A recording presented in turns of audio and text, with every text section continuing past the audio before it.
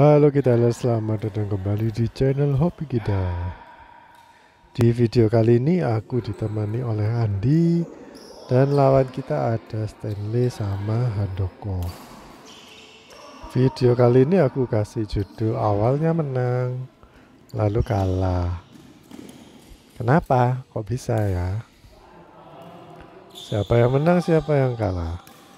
Kalian tonton ya, nanti kan bentar lagi udah ketahuan siapa yang menang, siapa yang nantinya bakal menang.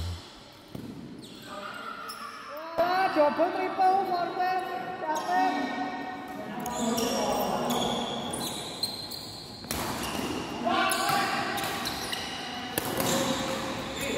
Lote Jupuan.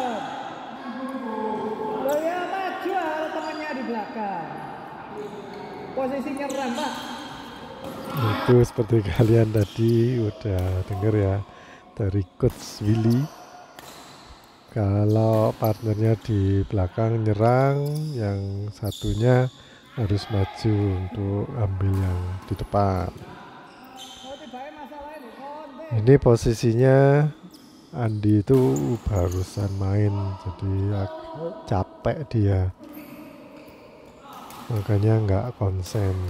Tapi karena ya berhubung yang main atau yang datang cuma dikit, jadi harus dikuat-kuatin untuk main-main lagi.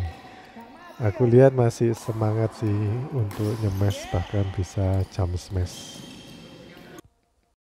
Kalian lihat Andi ini posisinya nggak ideal buat terima smash, jadi defense-nya nanggung, dan udah nanggung gitu harusnya dia itu siap-siap untuk maju karena kemungkinan besar diblok sama lawan. Dan memang benar kalau Handoko itu suka ngeblok. Nah kayak gini sama Andi itu kan di smash, jadi aku yang jadi pemain depan langsung maju. Cuman sayangnya Andi ini kalau nyemes tuh masih kurang tajam. Jadi kadang aku kalau mau maju itu ragu-ragu karena setengah datar, jadinya sama lawan tuh bisa dimainin ke tempat lain, nggak selalu ditempatin ke depan.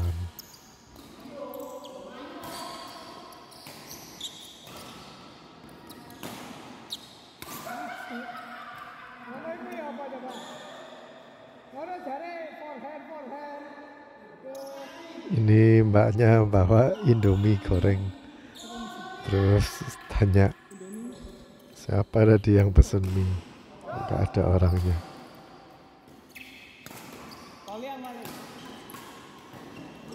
Kalian lihat ini ya, habis Andi itu smash jumping, terus dia itu nggak kembali ke posisi siap di tengah, nunggu bolanya itu dari lawan kemana, jadinya telat. Dia itu ambil pontang-panting, capek sendiri karena harus kaget untuk lari ke tempat yang bolanya ditempatin lawan.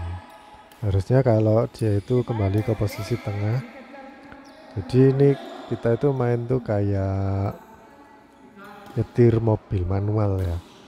Jadi kalau kita habis gigi 1, terus kita kembaliin ke normal, ke yang 0 ya, 0, terus baru ke gigi 2. Nanti kalau ke gigi 3 kembali ke 0 lagi, baru ke gigi 3. Jadi setiap kali kita mukul tuh harusnya kembali ke tengah atau ke posisi netral. Misalnya jaga depan belakang, ya kita harus kembali yang di tengah-tengah, yang di garis tengah itu. Ini habis mukul backhand terus diam beberapa detik baru lari ke kanan. Karena Andi mainnya kayak gitu, jadi sewaktu dia ngelob aku langsung jaga di tengah. Padahal harusnya kan misah kiri kanan ya. Itu inisiatifnya aku karena dari tadi lawan kita nyerangnya ke Andi terus, jadi Andi ini dikocak kiri kanan di belakang. Makanya aku tetap jaga di depan atau memberanikan diri jaga di tengah, di depan. Aku sih berharap Andi itu nggak ngelap tadi, tapi nurunin bola jadi bisa aku cekat nanti bolanya. Tapi ternyata di lob dan aku udah nggak mau pindah lagi. Karena nanti tambah bingung Andi kalau aku pindah. Terus kebetulan sama Stanley ya tadi di smash. Di smashnya tuh ke tengah jadi bisa aku kembali. Ini Andi ngembaliinnya udah bagus sebenarnya arahnya, tapi gagal melewati net. Tapi itu bagus sih, jadi bisa cari kesempatan ada ruang kosong itu langsung dimanfaatkan. Harusnya idealnya ya kalau Andi yang diteter atau diincer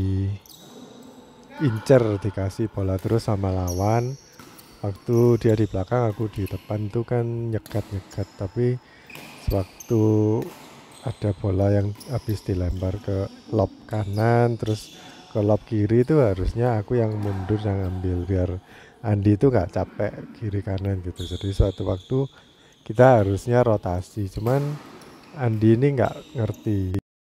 Ini sebenarnya lucky shot karena aku pakai posisi forehand buat ngembaliin, karena nggak sempet pindah untuk backhand, tapi cukup efektif. Ini aku main lagi cedera di bagian siku, makanya tanganku pakai dagger dan lututku juga pakai dagger karena masih dalam pemulihan. Sebenarnya yang sakit tuh paha sih, paha bagian bawahku itu tempo hari ketarik jadinya masih kaku dan masih ada yang ganjel. Jadi aku sempat singgung mengenai ini ya, kenapa kok aku jaga di depan terus tapi nggak mau mundur.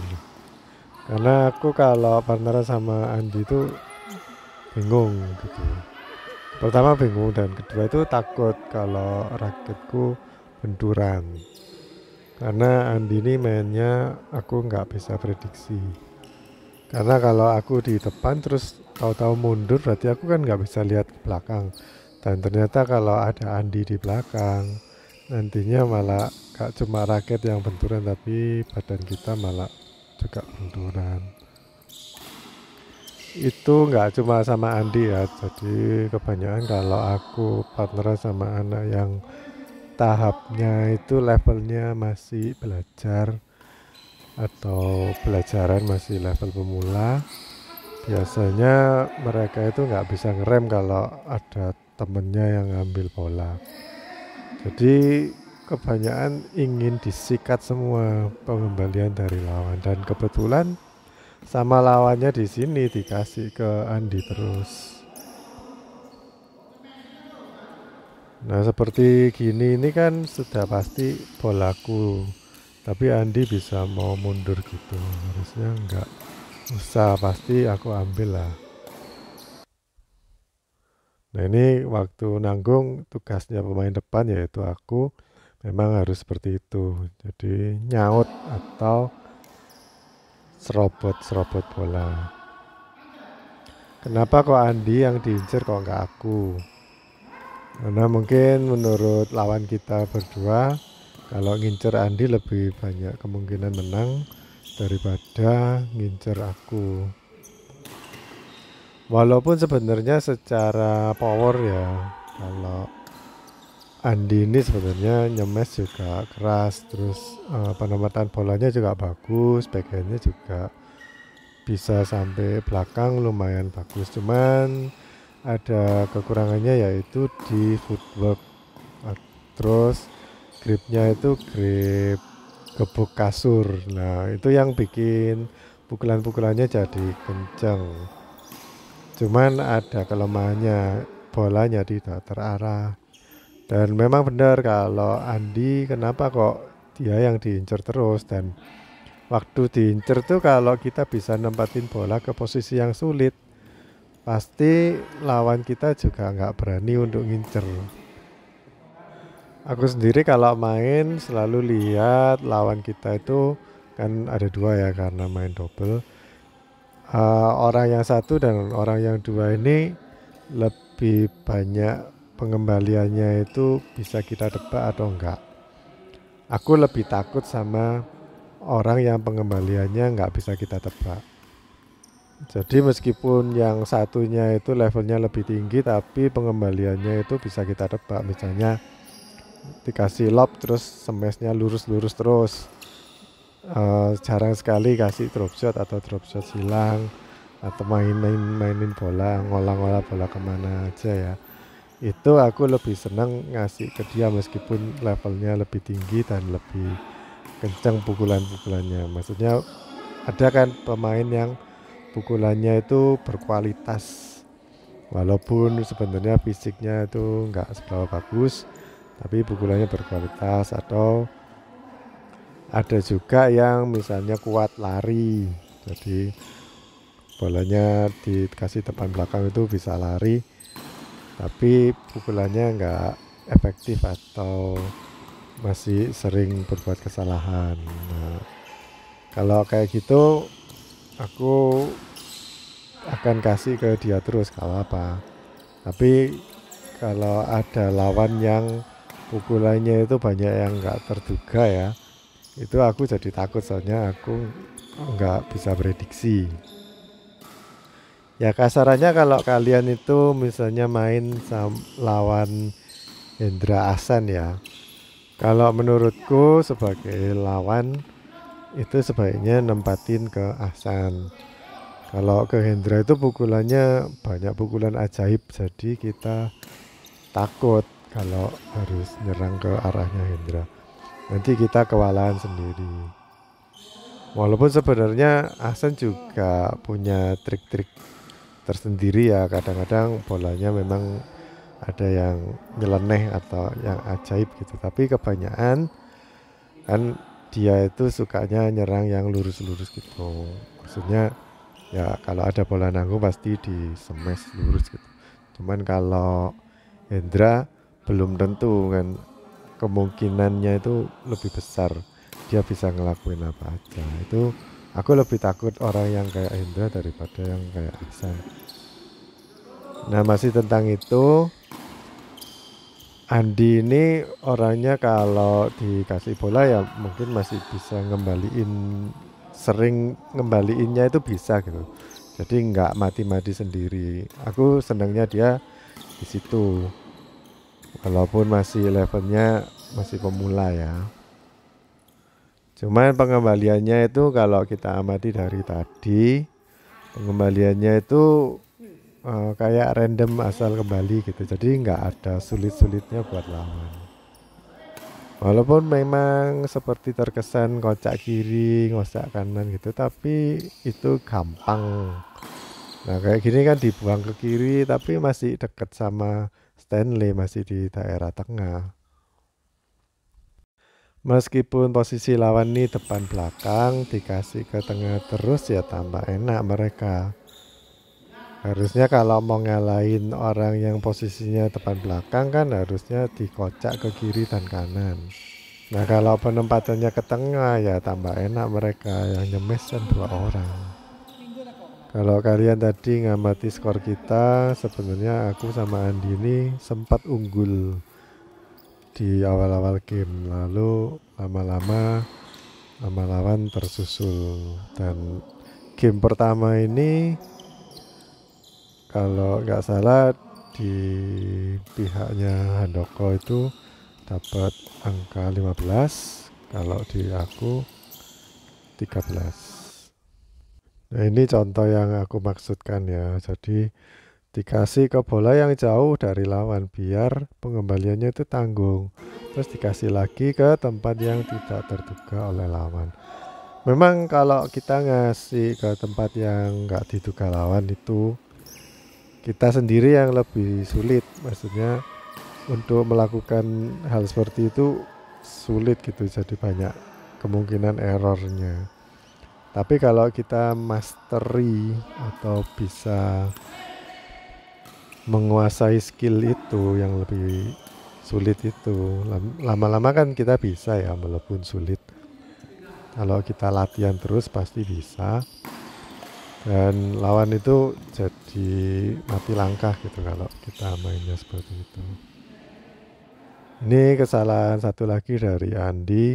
Waktu aku nerima smash itu kan udah terlambat, itu harusnya Andi langsung lari ke depan. Aku tadi ambilnya kan sampai nggak kelihatan di kamera ya, berarti udah terlalu terlambat ambilnya sampai di kananku atau backhandku. Dan rupanya ini lawanku juga tahu kalau aku lagi kesulitan untuk ambil backhand. Makanya diincer terus di backhandku kalau ngemis. Oh, terus satu lagi, kalau pengembalian dari lawan yang tidak terduga atau yang lebih ajaib-ajaib gitu ya, itu kadang-kadang kita bisa cermati atau bisa hafalkan. Jadi misalnya lawan itu dari tipuannya kalau mau nyemes itu ternyata drop shot itu bagus, berarti kita tinggal siap-siap aja. Oh, kalau ketemu lawan yang ini hati-hati kalau kita kasih lob, itu karena kita nggak tahu bakal dikasih smash atau drop shot, jadi kita harus siap-siap untuk jaga ke depan. Jadi walaupun kita terpaksa mengembalikan ke arah lawan yang suka kasih pukulan-pukulan ajaib atau yang sulit ditebak, ya nggak apa-apa. Tapi kita harus ingat, lawan ini punya kebiasaan pukulan ajaibnya itu kan satu orang pasti punya pukulan ajaib, misalnya 3 aja ya. Misalnya ada 3 ya, kita ingat-ingat 3 itu kan gampang, cuman 3. Belum tentu ada trik shot lain dari orang itu, paling ya seputar 3 itu aja. Jadi ya mudah kalau kita ngamati perilakunya lawan ya, kebiasaan-kebiasaan lawan. Misalnya kalau aku main sama lawan yang inisialnya C misalnya ya, itu kalau dikasih ke bagian yang belakang itu dia suka muter balik terus pakai yang ini trick shot yang kayak Lindan itu, jadi dipakai forehand tapi yang di bawah itu loh. Nah itu kan nggak banyak orang yang bisa seperti itu, cuman 1-2 kalau di grupku yang bisa seperti itu. Nah kita amati aja, biasanya kalau kita tempatin seperti itu dia kan akan mengembalikan, cara mengembalikannya itu seperti itu, dan kebanyakan pengembaliannya seperti itu lurus gitu, jadi kita bisa tungguin bolanya. Sebenarnya Andi ini juga cerdik gitu untuk mencari bola, karena dari tadi yang ngincer Andi itu kan Handoko, jadi Andi juga ngincer Handoko, jadi dikembalikan ke Handoko terus. Terus habis itu karena Stanley cuma ngeliat aja, nggak siap dia, terus dikasih drop shot ke depannya Stanley, mati. Sama seperti aku, jadi ketika Andi itu diincer terus, dikasih bola terus, lalu bola terakhir dikasihkan ke depanku, di depan misalnya di drop shot gitu. Jadi akunya nggak siap karena dari tadi kan nganggur, terus jadi nggak siap. Dan kalau kita lihat atlet itu sebenarnya mereka itu selalu siap. Jadi meskipun nggak dapat giliran untuk mukul, kakinya itu tetap harus bergerak gitu. Cuman ini aku pikir kan bukan pertandingan yang harus dimenangkan gitu, jadi cuman latihan main biasa. Makanya aku nggak mau terlalu ngotot mainnya, nanti tambah parah cederaku. Ini aku ulangi videonya ya karena aku mau highlight sebentar. Jadi waktu Andi ini maju, dia itu harusnya jaga depan, kembalinya itu harusnya ke tengah. Dan yang bola ini harusnya itu Andi yang ambil, bukan aku yang lari-lari ke sana. Karena aku pikir Andi itu pasti harusnya jaga depan, tapi ternyata dia nggak, cuma stay di situ. Makanya aku tadi kan mau mundur, ternyata kan ditempatin bola ke kiriku, makanya aku lari-lari. Karena Andi diam aja, hasilnya bola aku nanggung. Nah, karena Andi itu pengembaliannya bisa ditebak, makanya sama mereka berdua itu dipermainkan malahan. Dan sebenarnya pengembaliannya dari mereka berdua ini juga nggak terlalu sulit karena dikembalikannya itu ke tengah, jadi Andi nggak perlu lari-lari ke kiri dan ke kanan. Nah, kalau diincer ke kayak gitu, kita pengembalian itu jangan monoton, langsung kasih bola ke tempat-tempat yang tidak semestinya, atau cari ruangan yang kosong. Misalnya 2 kali kita lob ke arah Handoko, lalu drop shot ke depannya Handoko.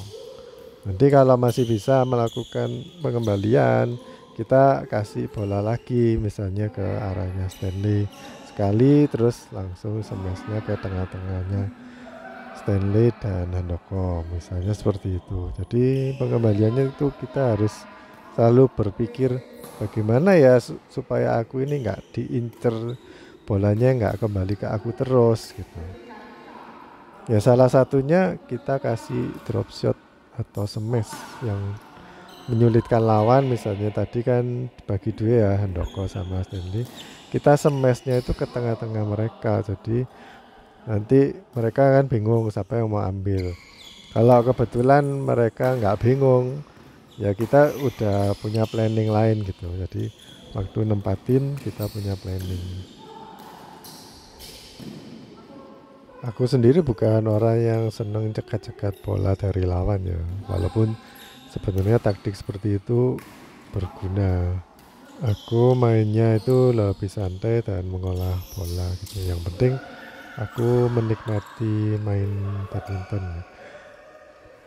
Ya, yang lebih penting lagi bukan menangnya, tapi setelah main tuh badan kita itu terasa fit atau terasa sakit-sakit semua gitu. Jadi yang aku lebih seneng kalau habis main badan lebih terasa enteng dan fit daripada habis main terus badan sakit semua. Tapi kalau kalian atlet ya jangan niru kayak aku ya. Kalau kalian memang atlet ya harusnya memang sakit semua badannya. Karena itu pekerjaan kalian. Nah, kalau kerja itu kan namanya banting tulang, jadi sakit semua. Kalau aku banting tulangnya di kerjaan lain, kerjaan umum yang sehari-hari. Kalau badminton bagiku ya hiburan atau latihan olahraga. Ini sekian kalinya waktu aku nyemes dikembalikan sama lawan dan Andi nggak siap untuk ambil. Alasannya Andi itu karena posisi bola dari lawan terlalu jauh. Sebenarnya nggak jauh-jauh amat kalau dia itu siap, misalnya lihat bolanya dikasih ke belakang kan, aku udah lompat mau nyemes itu harusnya dia udah tahu, langsung maju ke depan di tengah.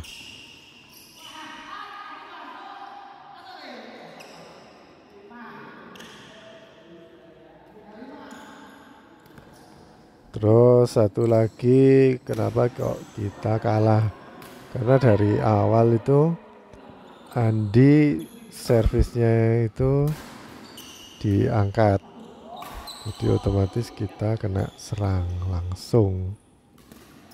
Nah kalau defense kita bagus sih ya nggak apa-apa, tapi kalau enggak mati. Defense yang bagus tuh maksudnya kalau kita melakukan pengembalian tuh nggak cuman bisa kembali, tapi bisa nempatin bola ke lawan itu biar lawan tuh kesulitan gitu. Jadi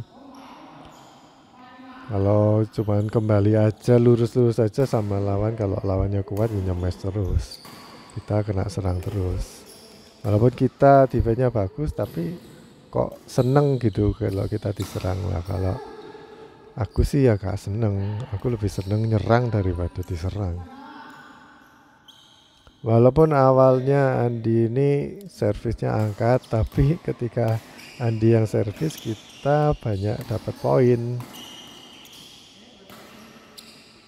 Tapi itu jangan dijadikan kayak pedoman, karena kalau servisnya diangkat itu kita udah kayak kalah angin gitu.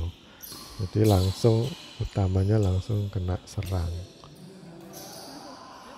Kalau menurutku ketika kita servisnya pendek sama lawan diangkat, itu kan kita nyerang. Kalau kita nyerang itu lebih mudah untuk ngarahin bola daripada waktu kita defend. Kalau kita defend tuh ngarahin bola itu sulit, dan kebanyakan cuman diblok lurus atau diangkat.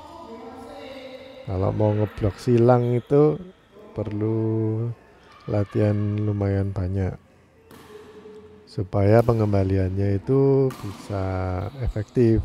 Maksudnya itu nggak tanggung ya. Kadang kita main syukur kembali, asal kembali aja, tapi pengembaliannya tanggung. Beberapa kali waktu game ini Andi selalu tanya kalau misalnya aku di smash mati ya, apakah bola yang dari Andi itu barusan nanggung gitu. Ya, aku bilang iya. Tapi bola nanggung kalau jauh dari lawan itu ya nggak apa-apa. Asalkan kita udah tahu lawan tuh bakal kasih kemana. Tapi kalau kita kasih bola pengembalian tanggung terus kita juga nggak punya antisipasi apapun, ya bisa dipastikan kita kalah gitu. Kalian amati rally panjang ini ya, posisinya Stanley itu kan diam aja. Jadi yang lari-lari itu Andi sama Handoko itu lari-lari, dan aku juga lari-lari, maksudnya pindah-pindah tempat. Kalau posisinya Stanley diam aja berarti itu ada serangan dari Andi yang bermasalah. Jadi harusnya bisa membuat lawan tuh kocar-kacir, muter-muter berdua. Jangan cuma satu orang yang muter-muter, itu nggak efektif untuk merusak pertahanan lawan. Aku sering bilang kalau kita itu harus nempatin ke ruang yang kosong ya. Nah kalau kita lihat kayaknya di daerah lawan tuh nggak ada ruang yang kosong, ya kita olah bolanya itu supaya misalnya lawannya berada di kiri semua gitu. Bisa itu kita olah seperti itu. Nanti kan ya yang pasti bukan cuman dengan satu pukulan, tapi dengan olahan bola atau taktik kita untuk menempatkan bola kemana dulu, terus kemana lagi. Nanti kan mereka berdua itu, lawan kita itu bingung gitu, jadi siapa yang ngambil. Lalu pada akhirnya kita bisa menggiring lawan di satu daerah tertentu, misalnya kiri terus gitu. Lalu kita tempatkan di kanan. Nah, itu kan namanya kebuka, ruang kosongnya itu kebuka. Nah kayak gini kan kalian bisa lihat ditempatin ke drop shot gitu, terus Handoko sama Stanley buru-buru ke kanan lapangannya mereka gitu. Nah itu kan kalau kita bisa ngembalikin bola dari mereka dengan lebih cepat, langsung tepatin ke kirinya lawan, kirinya Handoko sama Stanley, pasti cepat mati. Jadi kuncinya kita bisa mainin pace atau waktunya. Kadang main lob nyantai, terus kita main langsung serang. Des. Nah, itu kita bisa dapetin poin.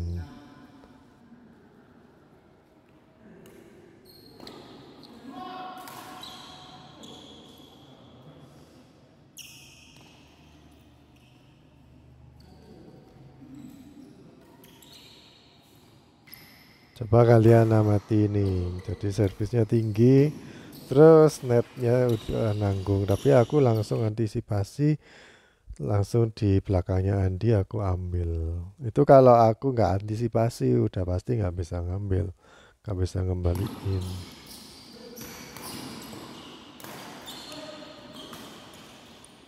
Ini kalau Andi itu jaga di tengah, itu langkahnya nggak perlu lari-lari seperti itu. Cukup kaki kirinya dulu yang melangkah, terus kanan udah. Nggak usah lari banyak seperti itu, akibatnya nanti telat dan nanggung.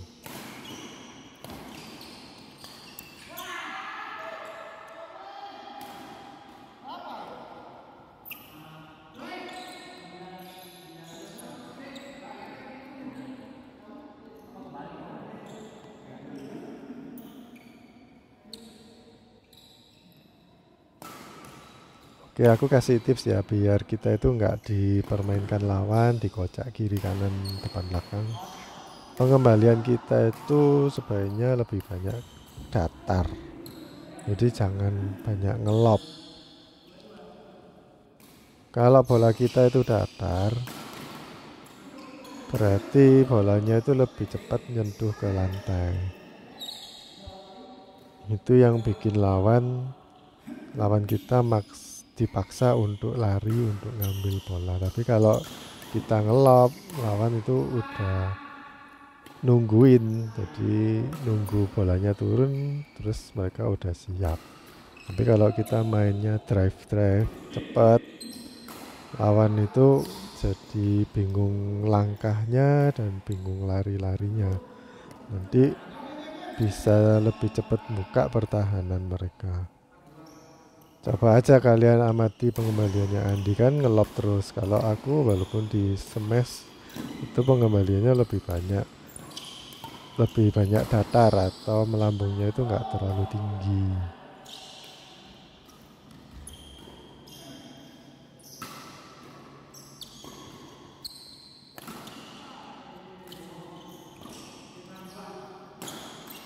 Ini aku highlight lagi ya. Tadi kesalahannya Andi yang sekian kalinya. Dia itu terlalu sering ambil backhand. Waktu aku kasih net itu pasti aku kejar ke net. Jadi aku jaga depan dan harusnya Andi itu jaga belakang. Ini kan dia itu bisa ambil pakai forehand. Jadi larinya itu ngadep depan terus ambil pakai forehand. Walaupun memang harus terpaksa pakai backhand ya, tapi jangan buru-buru memalingkan badan. Jadi tetap lihat ke depan dulu, baru saat-saat terakhir pakai backhand. Itu lebih bagus permainan backhandnya daripada kita balik badan terus kita ngejar bola.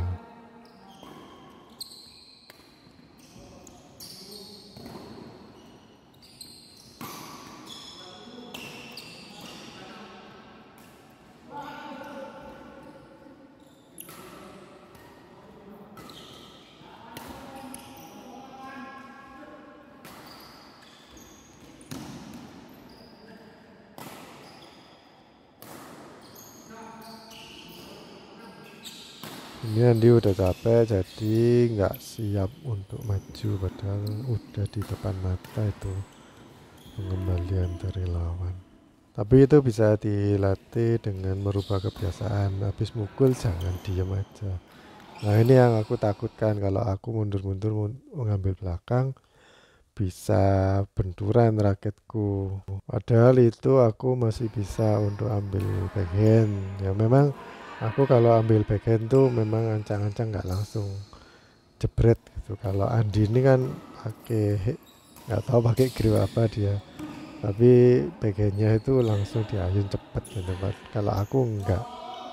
Dan kalau kalian belajar teknik backhand yang baik ya, dan atlet-atlet juga melakukan seperti itu, jadi lengannya itu ditutup, terus sikunya atau ketiaknya itu dibuka baru kita ayun. Nah kalau Andi tadi itu kan enggak, lengannya langsung dibuka terus didorong pakai pergelangan tangan mungkin ke depan, jadi hasilnya kurang maksimal dan itu biasanya nanggung.